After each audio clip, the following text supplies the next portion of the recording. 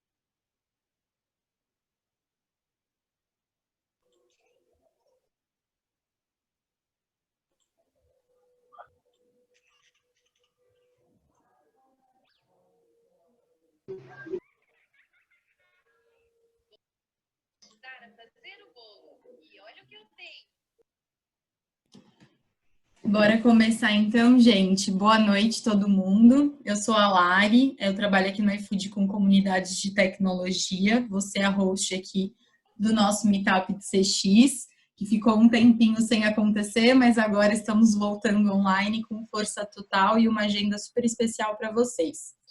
Antes de eu passar para os nossos palestrantes, eu vou compartilhar com vocês alguns recados rápidos, tá? Para todo mundo tá na mesma página. Então, a nossa agenda, ela vai ter 3 palestras e a gente vai deixar todas as perguntas para o final aqui no slide. Então, para quem não conhece a ferramenta, vocês têm a possibilidade tanto de mandar pergunta, quanto também de votar na pergunta dos outros que vocês têm interesse que sejam respondidas. Então, mesmo se você não tem uma pergunta já em mente, é legal você entrar para poder ver as perguntas que estão sendo feitas lá e poder votar. Porque dependendo da quantidade de perguntas que a gente tiver, a gente talvez não consiga responder todas e aí a gente vai priorizar de acordo com os pedidos de vocês. Então é só digitar slide.com e jogar esse código que está aqui na tela, que depois a gente reforça durante o Meetup via chat para vocês poderem mandar as perguntas. E aí, como um Meetup de CX e como iFood, a gente não podia deixar de passar uma experiência legal para vocês. A gente vai fazer um sorteio de 3 vouchers de R$40 para todo mundo ganhar um jantar na faixa hoje, ou quem sabe, sei lá, um café da manhã amanhã, o que vocês quiserem fazer. Então, as regras do sorteio são seguir a gente no Instagram, @iFoodUniverso, marcar a gente nos stories com a hashtag MeetupCXiFood e deixar o seu perfil público para a gente conseguir ver o seu stories, que no final do evento a gente vai sortear os 3 ganhadores sortudos que vão ganhar um iFood.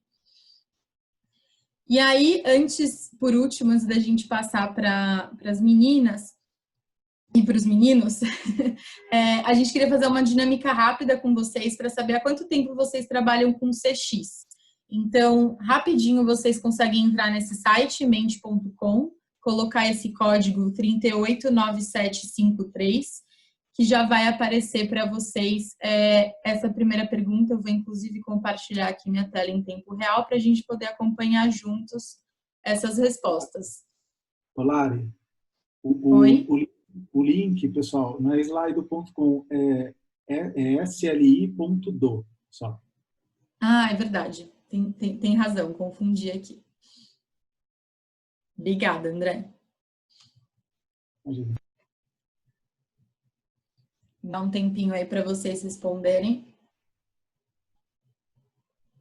Que depois tem uma outra perguntinha também, para a gente saber quem já acompanhou algum meetup de CX do iFood, que já aconteceram alguns ano passado também.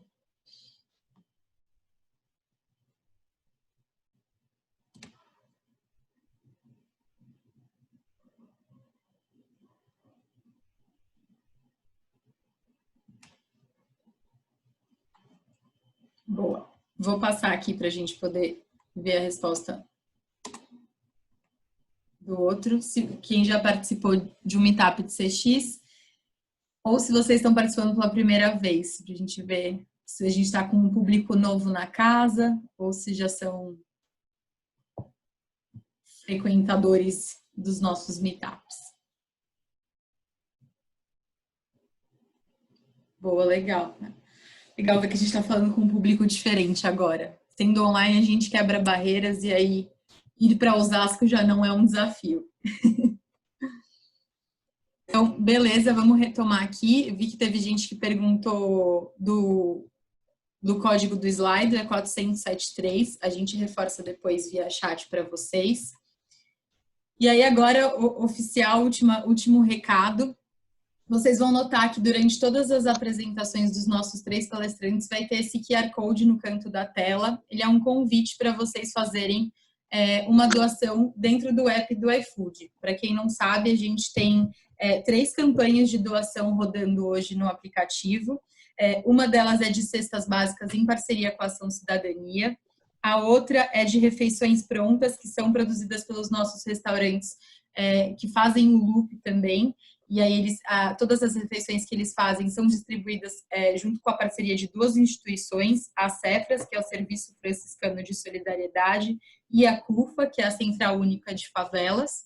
E a última frente de doação é o de Vale Refeição, que é doado para famílias de todo o Brasil. Então, fica o convite aí para vocês fazerem a doação, pode ser no valor que vocês quiserem, já tem algumas sugestões dentro do aplicativo, mas se vocês quiserem colocar um valor diferente daquele, vocês também podem. E aí esse QR Code vai ficar disponível aí durante todas as palestras para vocês doarem. E agora, oficialmente, sem mais delongas, eu passo a bola para a Maria, que vai trazer a nossa primeira palestra na agenda. Bom, vamos lá, pessoal. Eu sou a Maria Amâncio, sou Head de CX e responsável atualmente pelo pilar de parceiros, restaurantes, mercado. Fui convidada para falar com vocês de um tema que eu quase não gosto, que é de atendimento, mas principalmente sobre os desafios e os benefícios de ter uma operação de atendimento em home office. Vou entregar um pouco da minha idade aqui, porque eu usei um pouco da minha linha do tempo para falar sobre o atendimento em home office aí ao longo do tempo, né? O quanto a transformação digital mudou a forma com que a gente se comunica, com que a gente se relaciona, criando novos métodos de trabalho. Lá em 2002, quando eu comecei a trabalhar com atendimento, que ainda nem era Customer Experience naquele momento, né? A gente não chamava ainda assim. Era muito difícil e quase que impensado trazer uma operação de atendimento para a casa das pessoas, para o home office, por exemplo. Em 2014, quando eu comecei a trabalhar no iFood, eu já me vi diante de uma realidade muito diferente, que era uma realidade de uma empresa de tecnologia, uma startup cheia de inovação e que eu já tive que reinventar uma série de pontos do atendimento e flexibilizar muito o nosso atendimento e a forma com que a gente atuava com as pessoas e com os processos. O momento atual exige muito de nós flexibilidade sobre o trabalho remoto, sobre a nossa forma de agir diante dessa pandemia. E esse processo do trabalho remoto foi totalmente acelerado pelo movimento, pelo momento que nós estamos vivendo da pandemia. 2020 chegou e eis que 2020 muda tudo aquilo que a gente até então acreditava, né, sobre trabalho remoto, sobre atendimento do trabalho remoto. Vou contar um pouquinho para vocês do que a gente fez aqui no iFood nesse meio tempo. A gente focou especialmente no trabalho na segurança e na saúde das pessoas. Nós iniciamos todo um processo no dia 13 de março internamente, muito focado nos nossos food lovers, mas a gente olhou para as nossas operações de atendimento, para os nossos parceiros de atendimento e quisemos garantir que essas pessoas também estivessem em segurança e nas suas casas. Foi um processo muito rápido, né? Apoiado ali muito pelo nosso valor, pelo Lean, né? Que é um dos valores aqui do iFood, onde a gente trabalha com priorização, com simplicidade, com a capacidade de agir rápido, olhando para os nossos processos, para a segurança da informação, para a tecnologia, para o nosso produto, o que era possível fazer naquele momento, quais canais de atendimento se adaptavam ao trabalho remoto, ao home office, e a comunicação, quem nós tínhamos que comunicar, quem eram as pessoas envolvidas. Todo esse trabalho foi feito para que a gente desse foco realmente na segurança e na saúde das pessoas, em conjunto com as empresas parceiras de atendimento que prestam serviços para nós, e nós montamos um plano de ação para que no menor tempo possível nós tivéssemos o máximo possível de pessoas em casa. Adotamos uma rotina diária de acompanhar a saúde, né, o estado da saúde do nosso time. A gente tinha pouco tempo para colocar as pessoas em casa, mas a gente quis garantir que nesse meio tempo a gente tivesse muita clareza e um panorama muito claro de como estava a saúde das pessoas. Era um momento lá no início de março, né, de muita insegurança, e a gente quis muito garantir que as pessoas se sentissem seguras de que estariam em pouco tempo trabalhando de dentro das suas casas. Os nossos times de tecnologia trabalharam muito junto para que as pessoas tivessem as ferramentas necessárias para trabalhar, para migrar para o trabalho em home office. Os nossos times de processo, treinamento e qualidade se juntaram aí para que a gente rapidamente revisitasse os processos que precisavam ser revisitados, para que a gente monitorasse e fizesse correções rápidas, já que nós estávamos fazendo um movimento de levar dos escritórios, das centrais de atendimento, para as casas das pessoas todo o nosso atendimento. Como fazer isso? Garantindo que a segurança dos dados dos nossos clientes, parceiros, restaurantes estivessem em segurança, já que naquele momento o nosso foco, e é o nosso foco principal, a segurança das pessoas. Foram mais de 300 agentes, olhando para o cenário de restaurantes, por exemplo, que nós treinamos para um novo canal de atendimento nesse curto espaço de tempo. E no período aí de 13 de março a 2 de abril, nós tivemos mais de 90% do nosso time de atendimento trabalhando em home office. Foi um trabalho incrível, em parceria com as empresas de atendimento que prestam serviços para nós. O que a gente também fez olhando muito para o nosso cliente, né? Aqui eu trouxe uma visão de parceiros, né, de restaurantes, mas nós fizemos esse trabalho de forma horizontal para todos os nossos pilares, parceiros, drivers e clientes. Nós revisitamos os processos com menor complexidade, demos mais autonomia para os nossos parceiros, para que eles pudessem se autosservir. Descontinuamos, e aí tomamos decisões difíceis, foi o momento de tomar decisões difíceis, descontinuamos o canal de telefone. Naquele momento não tínhamos tecnologia e tempo necessário para estruturar mini centrais de atendimento na casa das pessoas. E principalmente a gente garantiu a comunicação de forma transparente para todos os nossos stakeholders. E aí eu trouxe aqui de novo, muito apoiados nos nossos 2 valores de excelência operacional e versatilidade. Para que isso de fato acontecesse, nós tivemos que ser muito responsáveis e nos preocupar muito com a experiência do nosso cliente. Seguindo aqui, vocês podem me perguntar, tá, Maria, E quais são os benefícios, afinal de contas, de ter uma operação de atendimento em home office, trabalhando remotamente? São muitos os benefícios que a gente pode ler na maioria dos artigos quando a gente dá um Google.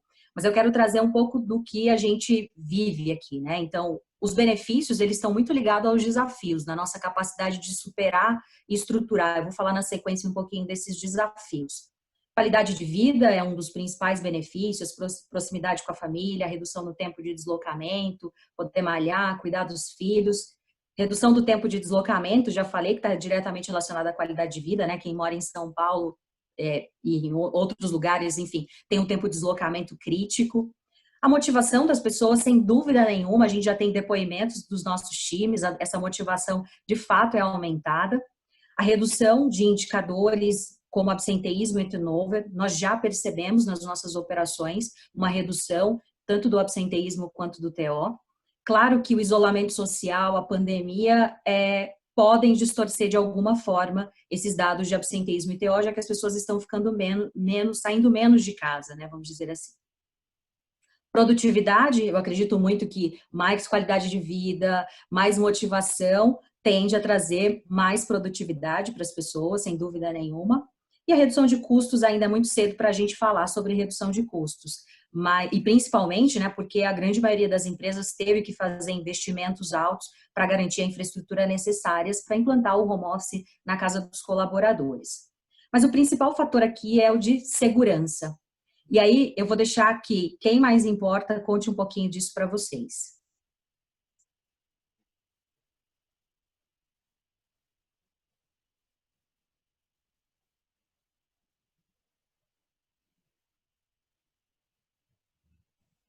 Sem áudio.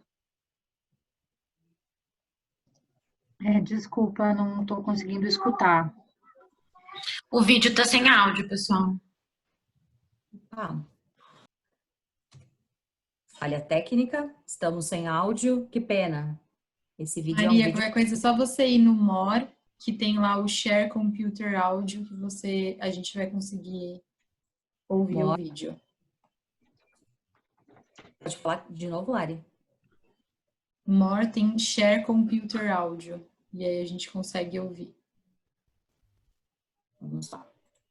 Experiência bacana pra mim, né? Eu me sinto muito à vontade trabalhando em casa. Acho fundamental aí a atitude da empresa. É bacana você trabalhar no conforto da sua casa. Eu tenho um filho de 4 anos que também está em casa. Eu tomo café na cama, peço iFood, na padaria de manhã.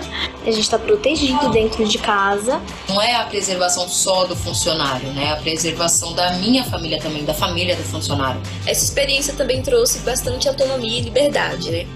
E assim eu consigo entregar o que eu preciso entregar no dia. Porque não tem o barulho da central, tá? Eu e o meu computador. Eu consigo ser bem mais focada em vários aspectos, eu consigo fazer análises melhores. É foco total, né? Aí a produtividade aumenta.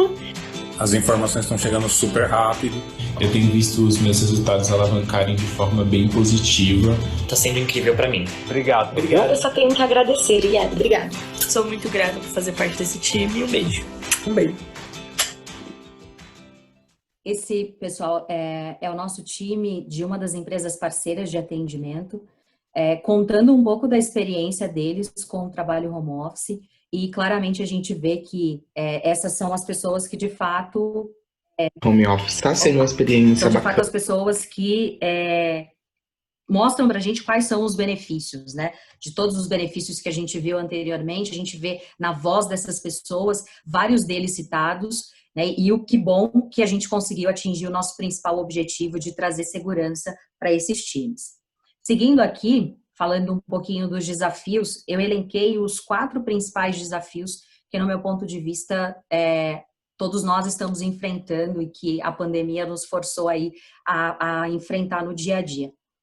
Manter a experiência do nosso cliente, levar o trabalho para casa das pessoas, o atendimento para casa das pessoas, e ainda assim conseguir manter a experiência dos nossos clientes. Todo um processo de adaptação dos nossos processos, tecnologia, adaptação das nossas pessoas. identificar de fato como medir a eficiência das pessoas. A gente acredita muito, e aí conectando um pouco com os vieses, que é um pouco de um dos outros desafios que eu vejo, a gente acredita muito que ali o olhar do dia a dia, né, o barulho da central, de fato é produtividade, é isso que mostra produtividade, é isso que mostra eficiência dos times, e não necessariamente é. Então, eu acho que um dos grandes desafios é que a gente encontre a real forma de medir a eficiência das pessoas. Então, esses para mim são os 4 grandes desafios, entre eles, eliminar esses vieses cognitivos, e eu comecei a apresentação com um deles, né, falando que as operações de atendimento, esse segmento é extremamente engessado. Na realidade, esse é um viés. Na realidade, essa é uma forma de pensar que a gente acredita que não seja possível, e a gente viu que em tão pouco tempo foi possível sim. Mas como enfrentar e garantir que esses desafios sejam superados? Eu elenquei algumas frentes, né, alguns pontos super importantes no nosso ponto de vista e que nós olhamos aqui muito para garantir que durante esse curto período de tempo nós tivéssemos as pessoas em casa. Os processos, tecnologia, segurança da informação, a comunicação, principalmente as pessoas, o foco central nas pessoas, desenvolvimento e engajamento e os canais de atendimento. E aí, abrindo aqui um pouquinho sobre pessoas, né? É super importante a gente perceber que todos os times estejam envolvidos no processo de home office. Que a contratação das pessoas passe a ser uma contratação diferenciada. As competências técnicas não são necessariamente só elas mais suficientes. Olhar muito para os soft skills, para o comportamento das pessoas. Infraestrutura e bem-estar são pontos extremamente importantes. O ambiente de trabalho, a família, o colaborador, é um ambiente novo, né? Nós não estamos falando aí mais só de um indivíduo, mas de vários indivíduos envolvidos nesse ambiente de trabalho que se torna muito incontrolável. Observar o comportamento dos nossos times dentro desse período de isolamento e o que pode afetar as pessoas. Ter times mais engajados, alinhados com a cultura da empresa, definir objetivos muito claros, individuais e de time, e que as pessoas tenham clareza do seu propósito ali. É muito difícil você levar o atendimento para o home office sem que as pessoas de fato entendam qual é o seu papel. O processo de avaliação de desempenho, e a gente viu que diversas empresas pelo Brasil e pelo mundo acabaram postergando seus processos de avaliação de desempenho por não entenderem muito bem como era possível e como fazer o processo de avaliação de desempenho. Então, métricas transparentes, alinhadas com o time, são fatores também muito importantes. Desenvolvimento e engajamento do time, e aí entra muito forte o papel da liderança, e eu acredito que o papel da liderança nunca foi tão importante. Comunicar com transparência, estar acessível, ter empatia, buscar novas formas de desenvolver as pessoas e principalmente estabelecer relações de confiança. Aquele tipo, o líder, né, de antigamente, o supervisor que era pago para supervisionar, ele deixa de ter a sua função nesse momento, porque como é possível supervisionar apenas uma pessoa tão distante, longe dos seus olhos, sem câmeras, sem nenhuma forma de supervisionar?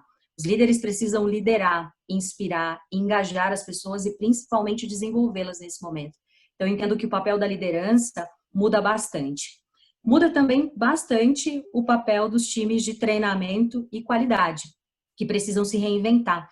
Aqui no iFood, por exemplo, a gente passou a utilizar salas virtuais, criamos uma personagem que é a Dona Ervilha para interagir na nossa plataforma de LMS.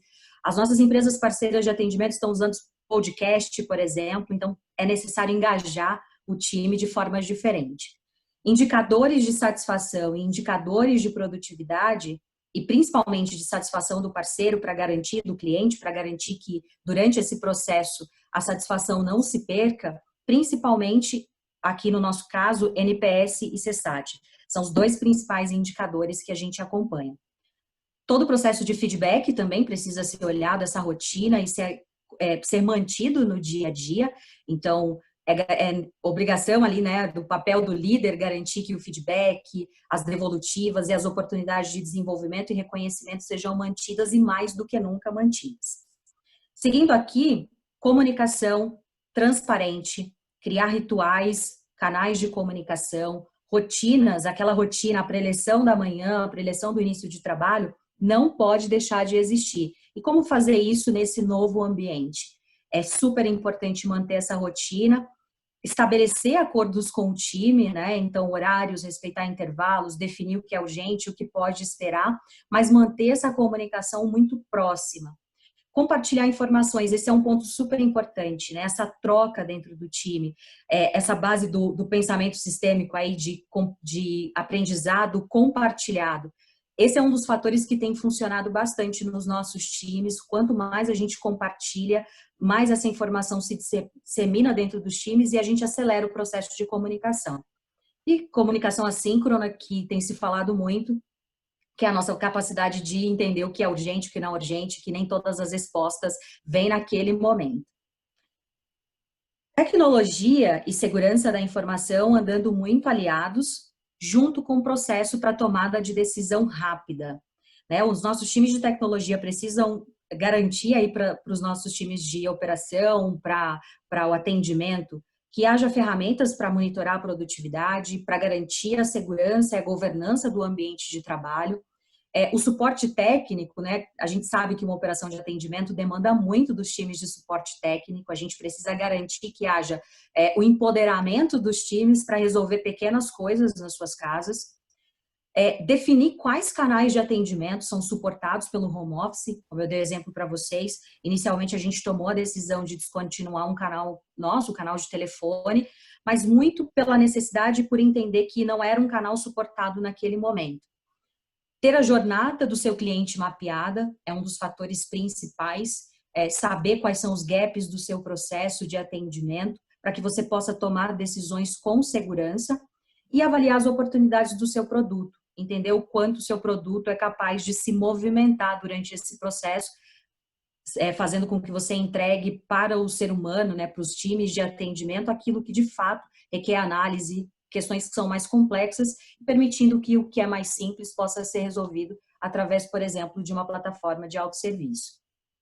Bom, diante de tudo isso, o que eu digo para vocês é que, sim, existem benefícios e existem muitos desafios no trabalho remoto, e que é disruptivo o momento, mas tem sido muito legal ver que é possível fazer atendimento de forma remota, algo que lá em 2002, ou que a grande maioria de nós não acreditava que era possível fazer. E não é possível fazer se nós não tivermos times trabalhando juntos, né, de forma individual. A gente conseguiu muito construir esse trabalho aí ao longo desses meses, porque houve uma parceria muito grande com as nossas áreas, times internos, produto, RH, parceiros de atendimento, e nós conseguimos realmente entregar algo disruptivo e algo que fizesse a diferença não só para as pessoas que trabalham com a gente, mas para os nossos clientes.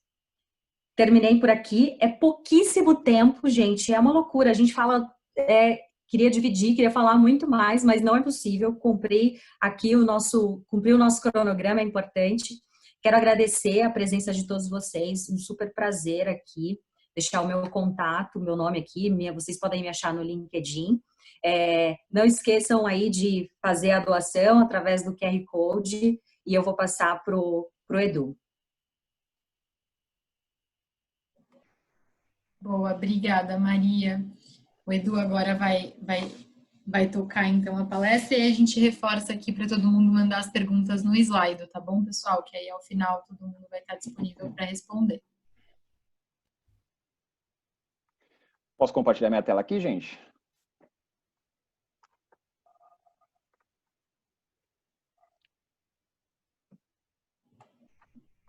Maria, você tem que interromper a sua tela.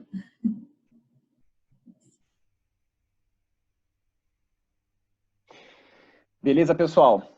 Bom, primeiramente, queria me apresentar. Eu sou Eduardo Batagim, eu sou gerente responsável por projetos em CX e hoje eu sou responsável pela equipe que faz o controle e a comunicação do NPS dentro do iFood.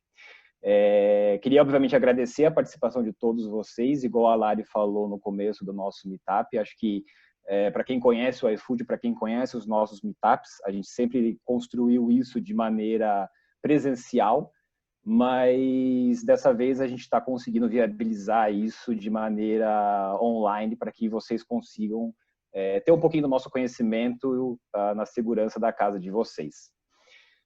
Antes da gente começar, só reforçando, a gente tem o nosso QR Code aqui do lado, então façam a sua doação, a gente dá 3 possibilidades para vocês fazerem as suas doações. O QR Code ele vai estar disponível ao longo de toda a apresentação, então fiquem à vontade para fazer a doação quando vocês quiserem. Vamos lá? Para começar a nossa apresentação, eu queria mais colocar todo mundo no mesmo patamar e discutir justamente o que é o nosso NPS, né? O que é o NPS como métrica de satisfação dos clientes. Para quem está acostumado a usar o nosso aplicativo, sabe que após os nossos pedidos, a gente costuma fazer a nossa pergunta tradicional, né? Em uma escala de 0 a 10, qual que é a probabilidade de você indicar o iFood para um amigo? E aí, dependendo da sua resposta, dependendo da nota que você dá naquela nossa avaliação, a gente consegue classificar essas pessoas, esses respondentes, em 3 grandes grupos que a gente tem. Então, os detratores, que são as notas de 0 a 6. A gente tem os neutros, de 7 a 8. E os promotores, com notas de 9 a 10. E aí, o que a gente faz com essas notas? A gente calcula qual que é o nosso NPS. A fórmula, basicamente, NPS é a porcentagem dos nossos promotores menos a porcentagem dos detratores. E aí, uma nota variando de menos 100 a 100 é o score, que é a nota que simplesmente quantifica qual que é a satisfação dos nossos clientes com a marca, com a empresa. E como que a gente faz o uso desse NPS? Como é que a gente aplica o NPS dentro do iFood? A gente faz uso do Net Promoter System. E é exatamente isso. O Net Promoter System é o sistema que a gente consegue implementar o Net Promoter Score. Qual que é a grande estratégia desse sistema? O sistema ele é formado por 3 grandes blocos. Então, o Inner Loop, o Huddle e o Outer Loop. A gente vai falar um pouquinho de cada um deles, mas para a gente começar o primeiro bloco, então falando de Inner Loop, como que a gente de fato ouve, como é que a gente de fato dá voz aos nossos clientes, parceiros e entregadores. Mas além de dar voz a essas pessoas, como é que a gente estabelece a conexão empresa-cliente? E é justamente entrando um pouquinho mais na questão do Inner Loop, o que hoje o iFood faz para capturar essa mensagem, para capturar essa informação? Novamente, a gente tem os 3 pilares de atendimento que a gente executa hoje. Então, a gente está falando de clientes, parceiros e entregadores. E a gente tem 2 grandes transversais de NPS. E aí a gente está falando de NPS transacional, que ele é calculado depois de toda e qualquer transação que esse cliente ou entregador executa com o iFood. E tem o NPS relacional, que ele é um tanto quanto mais abrangente, um tanto quanto mais macro. Ele tem o objetivo de avaliar qual que é a relação dessas pessoas com a nossa empresa. O que o iFood faz de NPS transacional? Então, basicamente, NPS transacional para clientes, a gente, igual eu falei no início da apresentação, a gente tem a nossa pesquisa executada depois de todo e qualquer pedido feito. Então, se o cliente fez um pedido, quando esse pedido ele é encerrado, a gente envia a pesquisa onde ele pode justamente dar a nota de 0 a 10 a respeito do quanto ele indicaria a nossa plataforma para um amigo. Para parceiros e para entregadores, a gente não tem o NPS transacional, mas a gente volta com o NPS relacional. O NPS relacional para clientes, a gente tem 2 maneiras. Primeiro, ele é feito mensalmente, e aí a gente também usa o aplicativo para coletar essas informações, mas diferentemente do NPS transacional, a gente dá mais espaço para as pessoas se expressarem e contarem quais são os motivos que levaram elas a darem aquela nota. E a gente tem um NPS semestral, que aí a gente contrata empresas de pesquisa para que a gente consiga, de novo, executar uma pesquisa um tanto quanto mais abrangente. E aí, nesse caso, o volume é muito menor de respostas, a gente tem aí em torno de 1.500 respostas semestralmente. Quando a gente está falando de parceiros, a gente também executa o NPS relacional mensalmente com esses parceiros, e aí a gente usa o nosso portal do parceiro para poder fazer esses questionamentos. Então, o parceiro está trabalhando na sua plataforma, a gente envia esse comunicado e ele está disposto a responder essa nossa pergunta. E os entregadores, praticamente similar aos nossos clientes, a gente executa mensalmente via aplicativo, o relacional, e sob demanda também, utilizando as ferramentas de pesquisa, para a gente captar qual que é a visão desses entregadores a respeito da nossa marca. Mas beleza, o que a gente faz então, uma vez que a gente tem posse, uma vez que a gente recebe essas respostas dessas pessoas? A gente faz a atuação especificamente com os detratores. Hoje nós temos uma equipe que faz parte da nossa equipe de atendimento, que executa toda a comunicação com clientes, parceiros e entregadores detratores. E aí, qual que é o nosso objetivo com isso? O primeiro passo, obviamente, é como que a gente se aprofunda nessas reclamações, como é que a gente entende a fundo o motivo para aquela resposta detratora, mas principalmente a gente quer estabelecer a conexão. A gente quer mostrar que a gente justamente estamos aqui para ouvir essas pessoas, entender os problemas e resolver esses problemas. Depois disso, como que a gente estrutura, aliás, antes disso, como é que a gente estrutura essas pesquisas, né? Porque não adianta nada a gente ouvir, a gente não consegue primeiro ouvir todas as pessoas, a gente não consegue ouvir todos os clientes, parceiros e entregadores, e em contrapartida a gente não pode ouvir quaisquer pessoas. Por isso que a gente estrutura as nossas pesquisas de uma maneira, numa base proporcional aos nossos pedidos. O que significa isso? A gente tem as nossas pesquisas baseadas em tipos de estabelecimento. Então, como é que hoje está a nossa proporção de pedidos com relação a restaurantes, a mercados, a pet shops? A gente envolve também a distribuição a respeito do modelo de negócio. Então, qual que é o volume de pedidos, qual que é a distribuição de pedidos full service, marketplace e pedidos híbridos. A gente tem também qual que é a conta performance. Então, se é um grande restaurante de marca, se são contas estratégicas ou se são demais restaurantes. E, por fim, a gente tem as especificações daquele pedido. Qual que é a localização? E aqui a gente está falando de região, estado, cidade. E, obviamente, o tempo de casa daquele restaurante. Toda essa distribuição impacta em quais são as pessoas que a gente vai perguntar, quais são as pessoas que a gente vai questionar o NPS, para que justamente ele seja fidedigno à nossa base de pedidos. E aí a gente entra na segunda etapa do Net Promoter System, que eu havia falado, que é o Huddle. Qual que é o grande objetivo do Huddle? Uma vez que a gente tenha os dados, o nosso objetivo é comunicar esses dados para toda a empresa. E mais importante do que comunicar, a gente tem que ter o comprometimento mútuo de toda a empresa para melhorar essa nota. Como é que a gente faz isso? Obviamente, uma vez em posse dessas respostas, a gente executa as análises dessas respostas, tanto para detratores, até mesmo para promotores. A gente quer corrigir o que tem problema, mas a gente quer saber o que está rodando bem. Uma vez feitas as análises, a gente parte para a elaboração de relatórios. A gente mastiga todas as informações, realiza as análises e mostra aonde estão os principais ganhos das nossas notas. E, por fim, a gente faz a comunicação massiva dessas informações. Hoje, a gente usa todos os sistemas internos para que a gente consiga pegar esses relatórios, pegar essas respostas dessas pesquisas e enviar e tentar chegar ao acesso de todos os funcionários do iFood. Mas, obviamente, que não para por aí.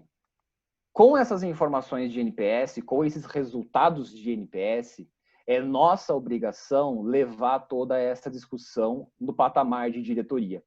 Então, a gente tem as diretorias de atendimento, marketing, produto, logística e vendas, todas envolvidas e comprometidas em melhorar esse NPS, melhorar essa nota e assumir os compromissos de mudança. Só que, acima de tudo, a gente envolve o nosso CEO.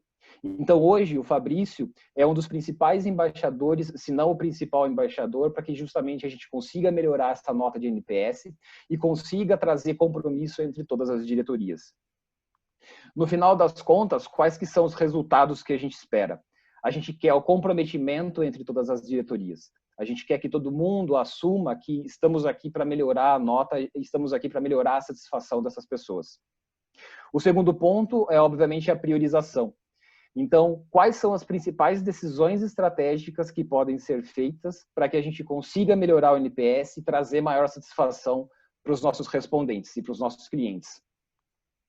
E, por fim, eu acredito que seja o mais importante, é com relação às metas. Ou seja, hoje, dentro do iFood, a gente tem como meta melhorar o NPS. Ou seja, os nossos objetivos, sejam eles trimestrais ou semestrais, possuem o NPS como uma forte componente. E aí a gente entra na última parte que eu estou falando de Outer Loop. E o Outer Loop é, bom, eu coletei as informações, eu dei voz aos meus clientes, parceiros e entregadores, eu comuniquei essa informação dentro do iFood, mas agora eu preciso trabalhar com essa informação. E é justamente trabalhar nos meus pontos fracos, trabalhar em cima das respostas detratoras, para que eu consiga criar planos de ação e melhorar isso do passado e me preparar para o futuro. E como que a gente faz isso? Como é que a gente usa essas informações a nosso favor para que a gente consiga corrigir esses problemas detratores? Basicamente, a gente agrupa as respostas de trimestres. Então, a cada 3 meses, a gente junta todas as respostas que foram dadas, obviamente agrupando por clientes, parceiros e entregadores, e a gente faz uma análise das respostas dadas. O que a gente constrói aqui dentro é ler as respostas de cada uma das pessoas. Então, só trazendo como exemplo aqui, o suporte poderia ter autonomia para resolver algo. No entanto, eles são sempre educados. Aqui a gente considera que é uma tag de atendimento. Com essa pandemia, senti que o volume de pedidos caiu muito na plataforma. Então, a gente entende que é uma tag de vendas. E, por fim, o meu pedido demorou muito para chegar. Creio que houve algum problema com o motoboy. Então, aqui a gente classifica isso como logística. A gente lê manualmente cada uma dessas informações? Não. Obviamente, isso não é uma situação escalável, a gente não consegue ler todas essas respostas. O que a gente faz é usar uma empresa parceira, uma empresa irmã ao iFood, que faz parte do grupo Movile, para que por meio de inteligência artificial a gente consiga ler essas informações e classificar automaticamente a qual tag elas correspondem. Uma vez com essas informações, o que a gente faz? A gente prioriza quais são os principais problemas daquele trimestre e executa ações, começa a criar ações em cima daqueles principais motivos detratores. Porque justamente são esses os motivos que mais chamam a atenção, que mais estão impactando negativamente a experiência dos nossos clientes, parceiros e entregadores. E aí, por fim, como o que a gente faz com essa priorização? Quando a gente tem os principais motivos muito bem selecionados, a gente acaba criando uma sequência de análises, uma sequência de aprofundamento, com o objetivo de achar a causa raiz daquele problema. Seja ele em atendimento, seja ele em vendas, seja ele em logística ou qualquer outra diretoria, o nosso objetivo é comprovar, por meio das análises, aonde está o problema, aonde está a causa raiz e como que aquele problema deve ser solucionado para que a gente consiga trazer satisfação a essas pessoas. Uma vez definidas essas causas raízes, e obviamente a gente consegue entender como corrigir isso, a gente define um projeto. A gente tem uma responsabilidade, é uma pessoa assumindo essa responsabilidade de construir esse projeto. A gente, obviamente, dá o nome a essa área, a gente consegue classificar qual que é a área que está envolvida. a gente determina qual que é o escopo e quais são os resultados esperados para que no final desse projeto a gente consiga mensurar se isso foi bem sucedido ou não. E por fim, a gente tem um cronograma. Tudo tem que ter começo, meio e fim. Então a gente tem que ter prazo determinado para corrigir esses problemas. E aí, só para a gente consolidar todas essas informações, quais são os grandes pontos, quais são as grandes conclusões do NPS? O NPS, para ele ser bem sucedido, ele deve ser uma meta estratégica de toda a empresa. Não é porque hoje é a equipe de CX que faz esse cálculo e essa comunicação que isso deve ser uma meta da equipe de CX. Isso é uma meta da empresa. Uma empresa que é totalmente voltada e centrada no cliente tem que ter como objetivo a experiência do cliente. O NPS não deixa de ser um termômetro apenas. Ou seja, não é só com o NPS que eu vou achar a luz dos meus problemas. Então, eu preciso de outras pesquisas, eu preciso de outras informações para validar a minha informação, que é isso que a gente viu durante a apresentação. Especificamente, o iFood ele é um ambiente muito diverso. E o que significa isso? A gente precisa executar quebras excessivas de informações, quebras de dados, que talvez para outras empresas não seja tão necessário, ou até para outras empresas seja necessário aprofundar ainda mais. E por fim, qual que é a grande graça do NPS? É que ela é uma métrica comparativa. Empresas de diferentes setores, diferentes segmentos, diferentes portes, podem ser comparadas por meio do NPS. No fundo, a gente só quer entender o quanto que está a satisfação desses clientes com essa marca, com essa empresa. Bom, pessoal, meu tempo estourou aí em 1 minuto. Queria agradecer a atenção de todos vocês. Deixo o meu contato disponível para que justamente, se vocês não pensarem em nenhuma pergunta agora, quiserem perguntar depois, fica totalmente aberto e disponível para que a gente possa conversar. Beleza? E agora eu abro espaço aí para o Yuri para fazer a apresentação a respeito do Nubank. Obrigado, Eduardo. Boa noite, gente. Prazer em estar aqui. Obrigado, Arnaldo, pelo convite para estar nesse meetup junto com o pessoal aqui do iFood. Eu vim aqui contar um pouco uma experiência que a gente teve dentro do Nubank, que foi a nossa busca pelos nossos padrões de excelência. Dentro do Nubank, a nossa área de CX, que a gente discute muito, é Customer Experience, é Customer Service, são várias coisas, e a gente denominou a nossa área desde o ano passado como Customer Excellence, justamente porque a gente acredita que Customer Experience seja algo que seja muito maior dentro da empresa e envolva todas as áreas da empresa, não só o time que está na linha de frente, que é o time que está falando com os clientes, mas também a gente não queria se denominar como Customer Service, justamente porque é um nome que traz muitas más lembranças e que as pessoas normalmente jogam para um atendimento ruim, que realmente não traz boas memórias. Então, desde o ano passado, a gente foi fazer um curso lá na Disney e a gente viu algo que eles chamam de padrões de qualidade, que na Disney são basicamente segurança, show, cortesia e eficiência, né? São as 4 coisas que com qualquer funcionário da Disney que você falar, eles têm de cabeça e eles enumeram e eles priorizam isso durante todo o atendimento e tudo que eles fazem dentro dos parques, dentro de qualquer relação que você tiver com alguém da Disney.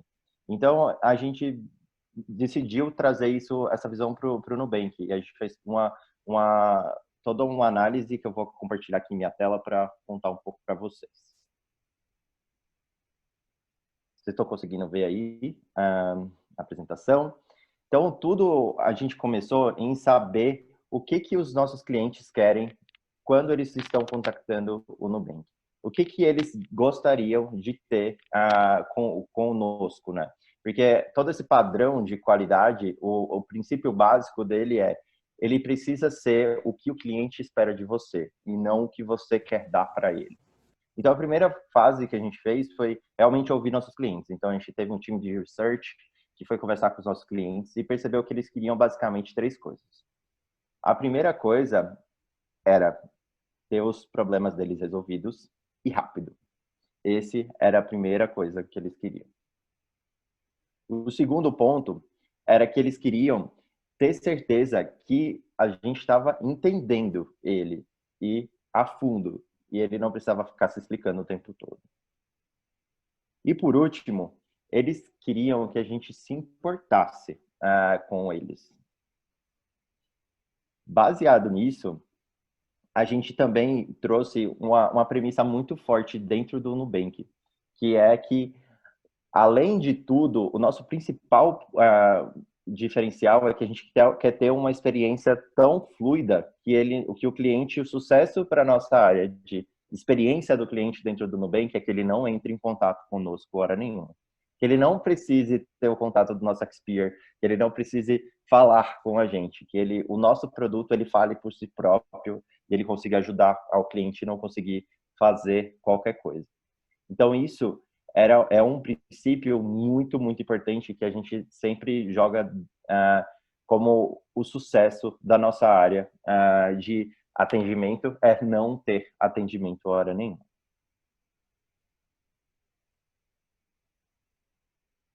E, baseado nisso, o que a gente precisava investir muito, né?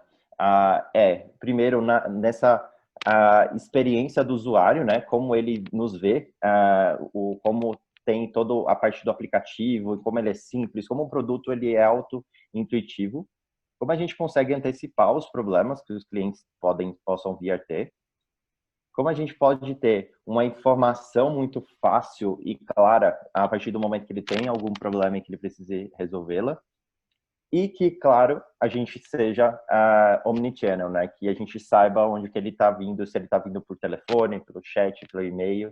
A gente conheça muito a fundo os nossos clientes.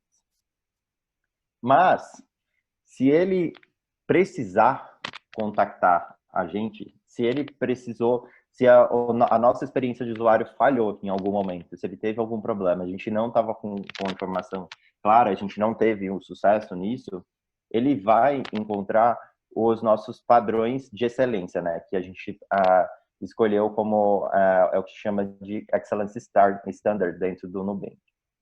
E o que são esses 4 standards que a gente considerou? Ele baseado no da Disney, como eu contei um pouco. Eles são 4 coisas que a gente precisa, e elas têm ordem de prioridade. A primeira, ela é mais importante que a segunda, que é mais importante que a terceira, que é mais importante do que a quarta. E ela é como se fosse as coisas com que você precisa se preocupar quando você estiver falando com um cliente. Pensando sempre que a gente não teve o sucesso deles conseguir fazer isso sozinho dentro do nosso produto. A primeira de toda é antecipar. A gente precisa trabalhar para antecipar o problema que o cliente precisa ter.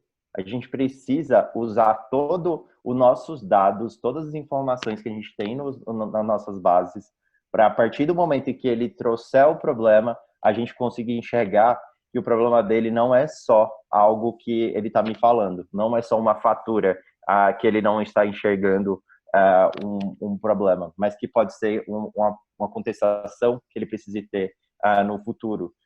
Pode ser um problema que ele está falando que é um limite, que ele precisa mais, mas na verdade é um problema de dele não conseguir enxergar no que ele está gastando dentro da fatura dele.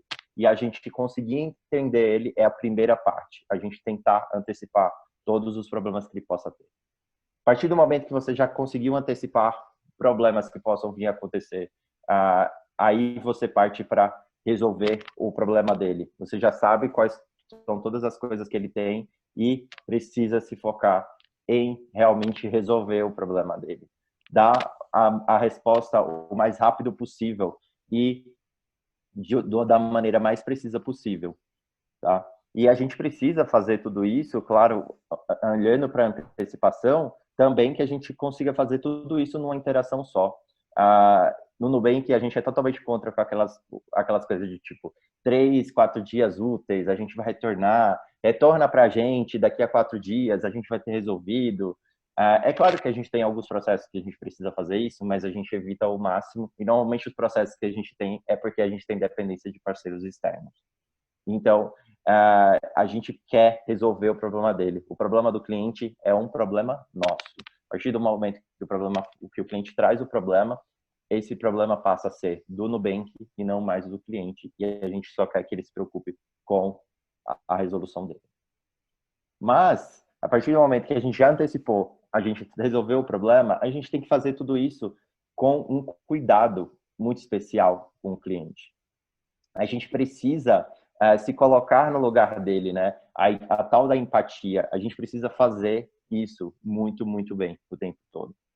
E a gente tem que estar pensando como é que a gente pode ir além da expectativa do cliente. Como a gente pode entregar um pouco mais, como a gente pode fazer o cliente ficar, uou, isso daqui é sensacional. E também a gente tem que sempre se preocupar com a segurança do cliente ali no seu dia a dia. E por último, e não menos importante, vem o empoderamento, que é a gente precisa deixar que o processo está claro para o cliente e eliminar qualquer problema de informação. E a gente também tem que garantir que ele consiga entender como fazer isso por ele mesmo, para ele não se depender da gente na próxima vez que ele precisar. Então, isso daqui é como se fosse um manual prático, mas muito simples e de coisas que a gente precisa priorizar. São coisas que precisam acontecer em 1 minuto na cabeça da pessoa que está ali na linha de frente. Ela precisa entender que primeiro ela tem que antecipar, depois ela vai resolver. Tudo isso cuidando com o cliente e no final ela vai garantir que essa pessoa vai voltar com o atendimento, não vai precisar voltar para o nosso atendimento. Por que isso é importante? Às vezes é muito simples, por exemplo, um cliente veio falar com a gente pedindo um boleto. A gente poderia muito bem chegar e dizer, o nosso boleto dá para fazer no aplicativo. Toma aí, não me importei com você, não antecipei seus problemas que você pode vir a ter, como onde é que esse boleto vai chegar, se esse boleto vai chegar no e-mail, se você tem um e-mail para receber, se você está com acesso ou não. E muito menos a gente não resolveu o problema, né? A gente só disse, vai lá e busca. Então, a gente precisa, esse cuidado de seguir vai garantir que a gente tenha um cuidado muito, muito especial com os nossos clientes e que eles sejam felizes. E isso tem nos ajudado bastante a gente garantir um padrão mesmo, que as pessoas entendam o que elas precisam dos nossos clientes e o que os nossos clientes precisam da gente. Eu sempre deixo essa provocação quando eu falo com outras empresas sobre isso, que é o que os seus clientes mais se importam, né? No nosso caso, são essas 4 principais coisas. No caso da Disney, é muito mais o show, a segurança de estar num parque perfeito. Mas o que será que são os padrões de excelência do iFood ou de outras empresas, né? O que uma pessoa e em alguns casos, até no caso do iFood, vai ser diferente talvez para o cliente final, vai ser diferente para o restaurante, vai ser diferente para o entregador. Tem uma complexidade maior aí no caso de vocês, né, do iFood, que tem diversos clientes com vontades diferentes e com expectativas diferentes. Então, rápido, mas espero que tenha ajudado vocês a um pouco a abrir a mente. Foi só contar um pouco dessa história para vocês. E aí eu acho que a gente vai abrir para as perguntas, né, do pessoal. Boa, obrigada, Yuri. Vou pedir para você parar de compartilhar a tela para eu poder compartilhar a minha aqui, para a gente poder ir para as perguntas, porque já temos bastante rolando aqui. Deixa eu compartilhar. Pronto, então a primeira pergunta é para o Edu. Eduardo, qual que é o background de formação e experiência anterior do time de CX? Tem um perfil ideal? Bom, vamos lá, gente. Eu vou assumir que esse time de CX aí seja o time de NPS, quem trata essas informações de NPS e executa essas ações. Basicamente, não apenas a área de CX, mas o iFood como um todo, a gente não procura formações específicas, tá? Todas as formações todas as formações são bem-vindas para a nossa área. O que especificamente a gente procura para essa área é mais uma afinidade com números, uma afinidade com análises, que é para que a pessoa consiga entender consiga gerar resultados a partir desses números. Então, quais são os resultados que a gente tem com essa análise, como que a gente prioriza isso, como que a gente executa essas ações dentro do iFood.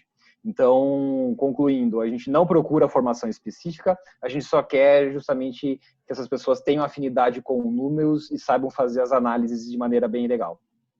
Boa. Próxima pergunta do Anonymous.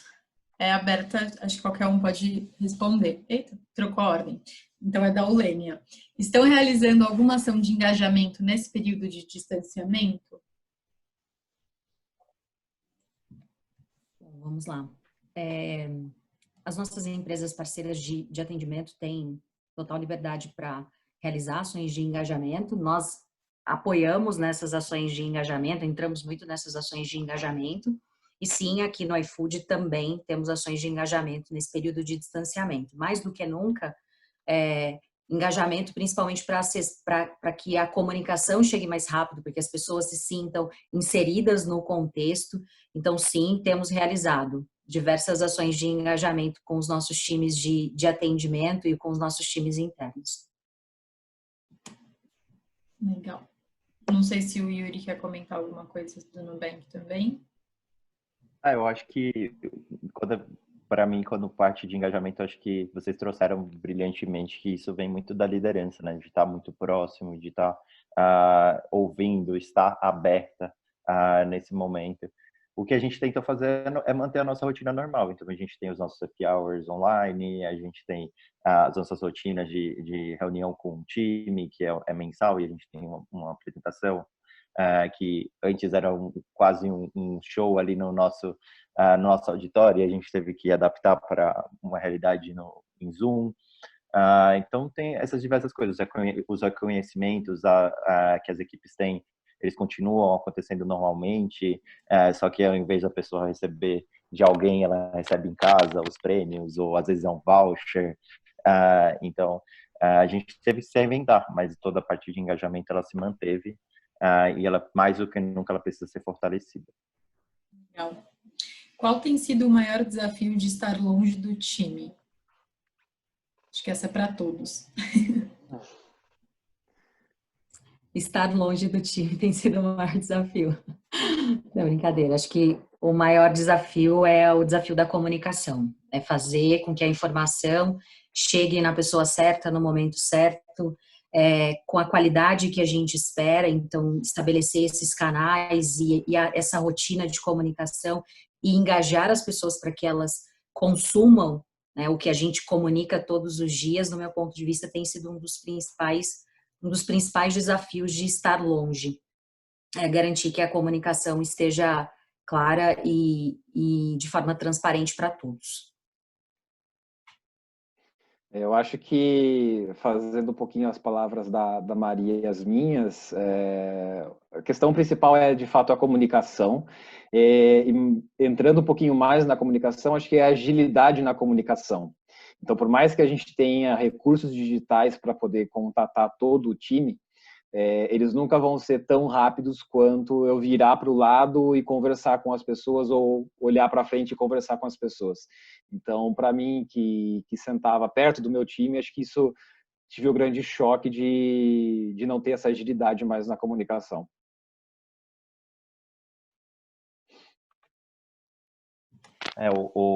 Do meu lado aqui, eu acho que, só para adicionar, concordo plenamente, desafio da comunicação e de essa resposta, né, Eduardo? Tipo, tem pesquisas que mostram que, tipo, você se desgasta tentando ver qual é a reação da outra pessoa num Zoom, numa videoconferência, e isso tem sido desgastante também para a gente.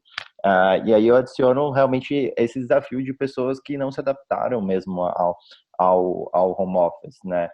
Pessoas que estão com problemas psicológicos por causa disso, com dificuldades. Então, quando a gente lida com times que elas tinham essa dependência, não estão conseguindo se focar, não estão conseguindo ser produtivas, esse é um desafio também bem grande que a gente tem passado num momento como esse de trabalhar em home office. Boa. Acho que aí muito ligado ao que você falou agora, Yuri. Vocês acreditam que o home office pode se tornar o novo normal para esse universo de CX? Eu acredito que sim, acho que dá para... acho que, como vocês falaram, a gente também não acreditava. Acho que, contando um pouco de como foi a realidade do Nubank, a gente decidiu... A gente estava falando sobre um pouco disso, de o Covid e tal, e o Nubank foi um dos primeiros a ir full home office, né? E a gente fez isso em um dia, assim, meio que tipo o nosso doctor, a gente tem um médico do trabalho, chegou e disse, não, a gente precisa fazer, o negócio está se agravando, tá passando, não tinha nem só tinha sido declarada a pandemia mundial, né, mas não tinha nada sendo falado aqui no Brasil. A gente disse, não, vamos fazer, e a gente precisou jogar todo mundo, literalmente, foram 6 a 7 horas para literalmente colocar todo mundo para casa num táxi ou para casa para fazer isso. E a gente não sabia o que ia acontecer, se rolava ou não. Hoje a gente acredita que sim, acontece, o home office pode acontecer, mas eu acho que muito está sendo discutido nas empresas, mas eu acho que a realidade é que sim, ainda tem uma necessidade muito grande de ter os times mais próximos, falando com os off-sites vão ser a necessidade agora de ter os on-sites, né? Que a gente tinha muito, quando a gente estava dentro do escritório, todo mundo queria fazer os off-sites, né? Queria sair. E agora está todo mundo querendo voltar para o escritório e fazer os on-sites. E eu acho que agora é encontrar esse balanço. Quando a realidade bater, quando a gente tiver uma vacina ou qualquer coisa assim, a gente poder voltar para trabalhar, a gente vai ver o que vai dar. Mas eu acredito numa jornada mais híbrida. Pelo menos é essa necessidade que eu estou tendo. Tipo, eu queria ter alguns dias dentro de casa, né, quando voltar ao normal, mas também eu queria ter alguns dias no escritório. Então, acho que o meio a meio vai ser o caminho. Boa. Maria ou Edu, querem comentar? Eu acho que eu concordo com o Yuri que um modelo híbrido, até para respeitar a necessidade de algumas pessoas, nem todo mundo se adaptou, nem todo mundo consegue ter a infraestrutura necessária, né? E tem a própria questão de adaptação e do que é melhor individualmente. No iFood essa já é, né, uma prática. Nós podemos fazer home office, não existe restrições necessariamente com relação ao home office. Quando a gente leva para a operação, né, para o atendimento especificamente, por muito tempo a gente discutiu como uma forma de flexibilizar, de escalar alguns atendimentos e até de olhar para a questão da produtividade usando muito o home office, mas a gente sempre parava ali nos vieses e sempre dava um passo para trás. Então, acho que mais do que nunca a gente entende que é sim possível utilizar o home office para as operações de atendimento, e isso vai inclusive nos ajudar a aumentar, né, e várias pesquisas dizem que é fator de retenção das pessoas, é fator de motivação, né, de atração de novos talentos. Então eu acredito que possa sim ser um modelo híbrido, mas que a gente tenha que respeitar inclusive, né, canais de atendimento que talvez o modelo de home office, por exemplo, o telefone, talvez não atenda tão bem, até pelo contexto que as pessoas vivem ali nas suas casas. Não necessariamente dá para atender. Boa. Passar para a próxima pergunta, da Ulênia. Vocês entram em contato com todos os detratores? Há uma operação inteira focada nisso? Vocês sentem que os clientes ficam felizes com esse contato? Bom, primeira pergunta ali, se a gente entra em contato com todos os detratores. Não, justamente porque a gente tem um grande volume de respostas, então a gente não consegue entrar em contato com todos esses respondentes. O que a gente faz é selecionar a base amostral. Da mesma maneira que a gente usa a base amostral para coletar as respostas, a gente usa uma base amostral para também a gente entrar em contato e fazer esse aprofundamento no que foi, quais foram os motivos daquela resposta. Não temos uma operação inteira focada nisso, então hoje é uma seleção de poucas pessoas ali que fazem esse trabalho para a gente. E, obviamente, que a gente tem ali uma situação em que a gente estabelece uma conexão com essas pessoas, porque a gente está dando mais ouvido a essas reclamações, a gente está querendo entender quais foram os motivos que levaram àquela detração, e o nosso objetivo ali é explícito, a gente está querendo ouvir para poder resolver aquele problema. Então, a reação das pessoas é muito mais uma reação de compreensão com a empresa pelo fato da gente estar tentando resolver o problema dela. Legal. Mais alguém quer comentar? Para a próxima, então. Em muitas empresas, as pessoas estão trabalhando muito mais e acaba ficando mascarado nesse contexto de qualidade de vida. Realmente tem funcionado?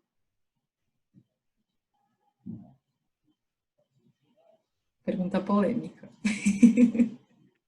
Eu acho que é relativo, gente. Eu acho que tem funcionado para algumas pessoas, tem funcionado não funcionado para outras, mas eu acho que, no geral, eu volto muito para a liderança. Quanto que você tem, você vê que eu tenho liderado os meus diretos que eu digo, acabou, assim, vamos parar. Minha esposa está trabalhando aqui na minha frente, eu digo, vamos parar. Tá na hora de parar. Acho que o home office vai exigir um pouco mais de disciplina, né? Se você não tem o ato de você sair do escritório, então antes de você deixar ele toma a sua vida. Mas eu acho que cada um vai ter que encontrar o seu limite. Então tem várias técnicas, pessoas, por exemplo, a gente usa Slack, dizendo que tá fora de hora, não vai responder, só vai responder no dia seguinte.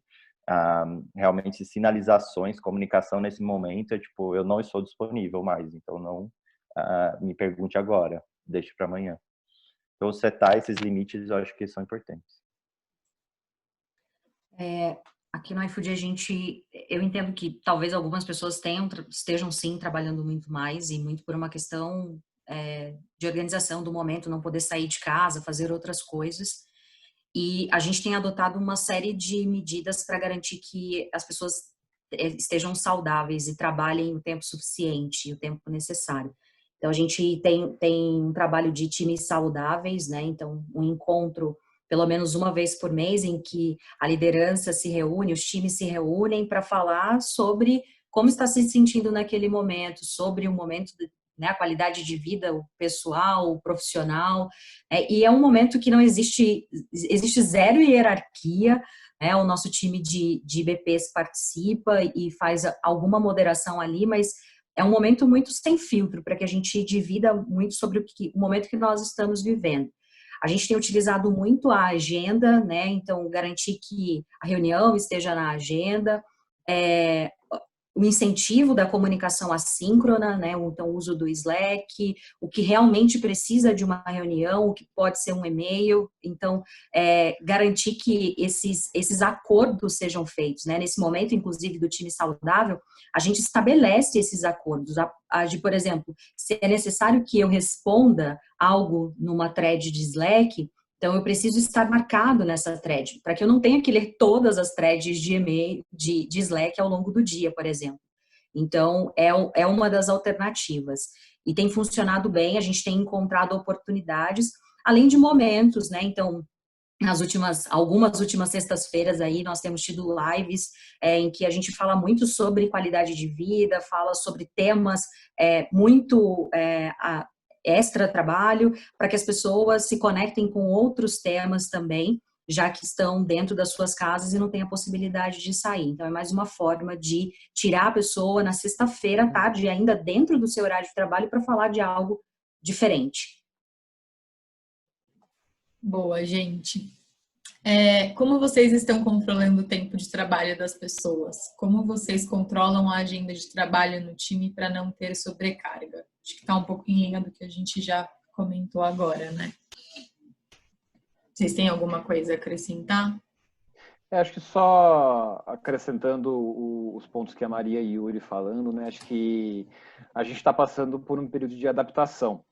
Então, todo mundo sabia ou meramente sabia o que era trabalhar de home office, mas nunca as pessoas haviam sido obrigadas a fazer isso por 5, 6 meses diretos. Então, e todo mundo antes achava, poxa, agora eu não tenho tempo de deslocamento, então eu vou me ocupar com outras coisas. E é quando a gente se viu, a gente estava trabalhando aquele horário que a gente deveria estar se locomovendo, então, no final das contas, o nosso saldo saiu muito pior. E aí o grande trabalho é se acostumar a esse momento, se acostumar que tudo tem que ter um começo, meio e fim, a gente não pode morrer no trabalho, e vale do gestor de cada pessoa, do gestor de cada equipe ajudar a fazer esse controle. Então, hoje, dentro do iFood, a gente incentiva esse momento, a gente incentiva que as pessoas tenham os seus momentos de lazer, igual a Maria falou, a gente tem as reuniões de time saudável, que é para a gente definir como que são os horários de começo, meio e fim de expediente, para que justamente haja um balanço entre vida pessoal e profissional. Boa. Pergunta do Daniel. Aonde trabalho utilizamos NPS e às vezes uma avaliação detratora afeta drasticamente a nota geral. Qual a vantagem de usar NPS em relação à média normal? Daniel, eu não entendi muito bem o que você quis dizer com média normal, mas a primeira parte ali a respeito de NPS e como ela pode afetar drasticamente a nota geral, eu acho que tudo vai depender do tamanho do seu espaço amostral. Então, hoje a gente tem que ter muito cuidado, e hoje eu estou falando mais da parte do iFood, a gente tem que ter muito cuidado quando a gente vai analisar as notas da região norte, porque a gente ali tem um volume de pedidos muito menor quando a gente compara com a região sudeste. E aí, como a gente está falando de espaço amostral, algumas vezes a gente corre o risco de ter um espaço amostral muito menor. E acontece exatamente isso que você falou de uma nota, uma avaliação detratora afetar a sua nota geral. Então, vale muito mais como que você consegue trabalhar isso, como é que é o volume de respondentes, porque se você tem um volume grande, não vai ser uma nota detratora que vai impactar o seu NPS como um todo. Mas, obviamente, se você tiver muitos detratores, aí, de fato, a gente está abrindo caminho para um problema a ser resolvido dentro da empresa. Complementando, Edu, nessa questão do NPS, é bastante também que um detrator, normalmente, você fala muito mais mal de alguma coisa do que você defende. Então, é por isso que você pega de 6 a 0, né, que são os detratores, mas lembra, eu sempre falo, lembra você reclamou mais ou você elogiou mais nos últimos tempos a empresa? Quantas vezes você chegou e disse compra num lugar tal, mas quantas vezes você chegou e disse não compra no lugar tal? Então, realmente, um detrator precisa impactar mais, para levar o susto mesmo, a gente não deveria ter detrator, porque um detrator fala mal para 4 pessoas e fala bem para ninguém. Então, tem que ser evitado ao máximo mesmo. Boa reflexão. O que vocês acham sobre o CS solicitar que o cliente avalie o atendimento?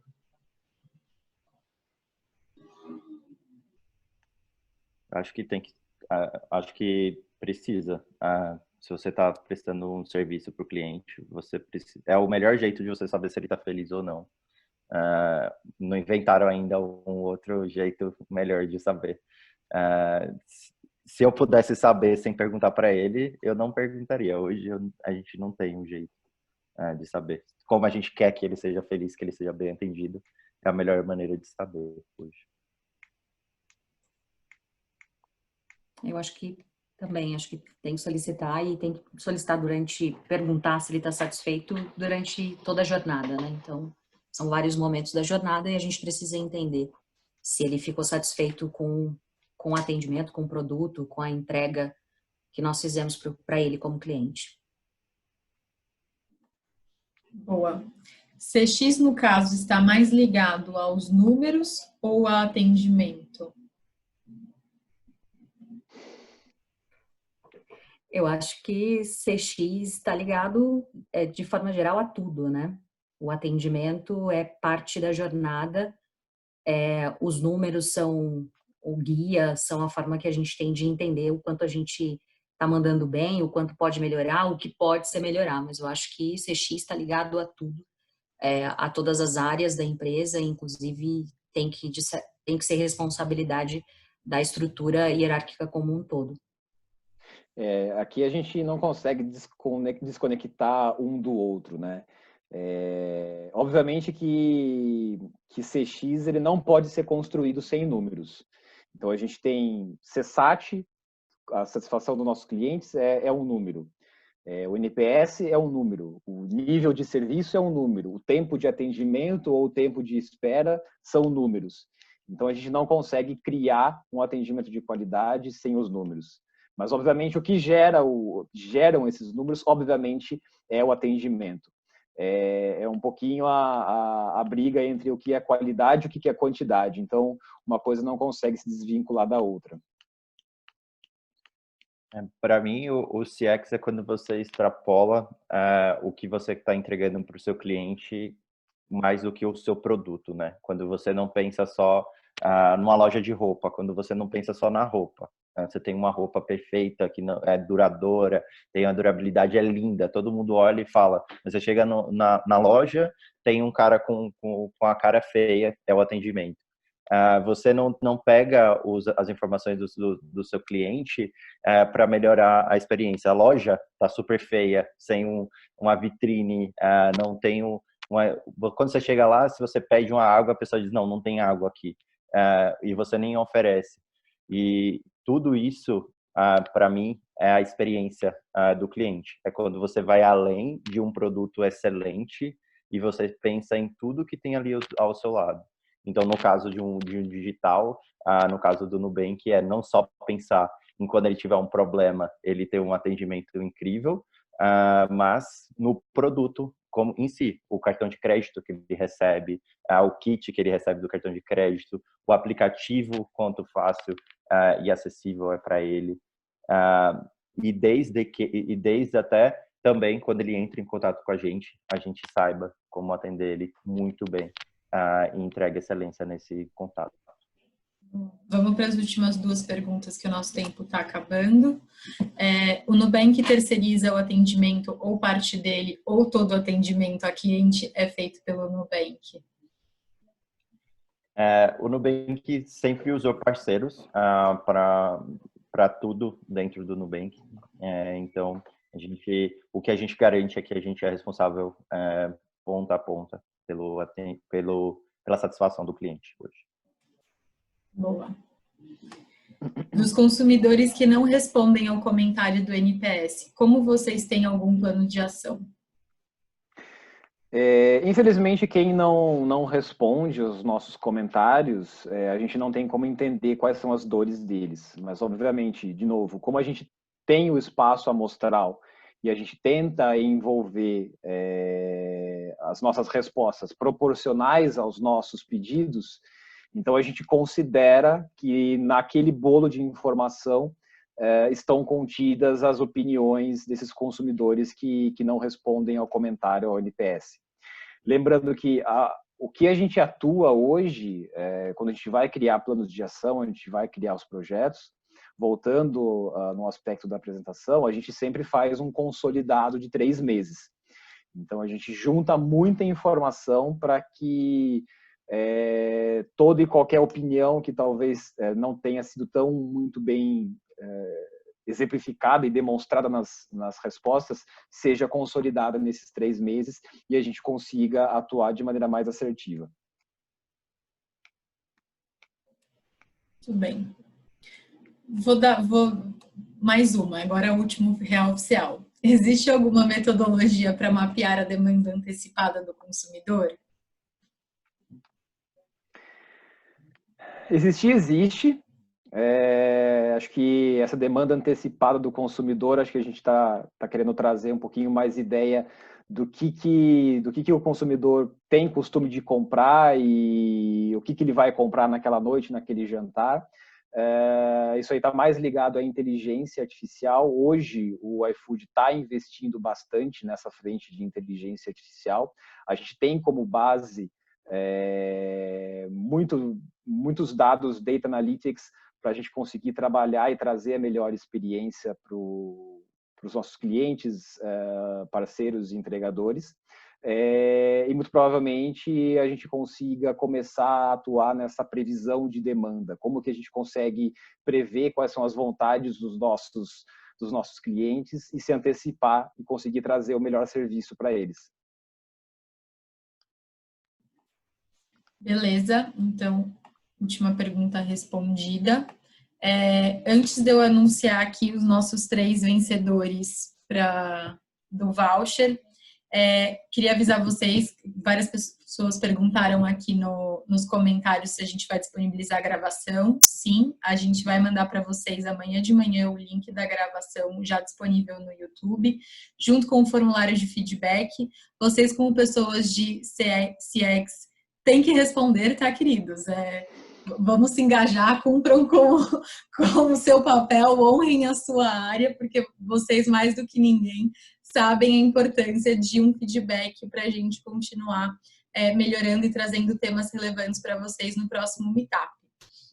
Então, agora finalmente anunciando os nossos 3 vencedores, eu vou falar os arrobas, porque é assim que vem para a gente. Então, a primeira vencedora, eu acho que é uma mulher, é a Nena QSF. A segunda pessoa é a because.marketing. E o último é o Dani Demés, ou a Dani Demés. A gente vai entrar em contato com vocês pelo próprio inbox do Instagram para dar as informações do voucher. Queria agradecer todo mundo que acompanhou a gente até o final, e principalmente os nossos palestrantes. E a gente espera encontrar vocês aí no próximo Meetup em breve, porque acho que todo mundo aqui gostou desse formato online, né? Então, deem um feedback caso não tenham gostado, porque daí a gente não faz mais. Obrigada, gente. Boa noite.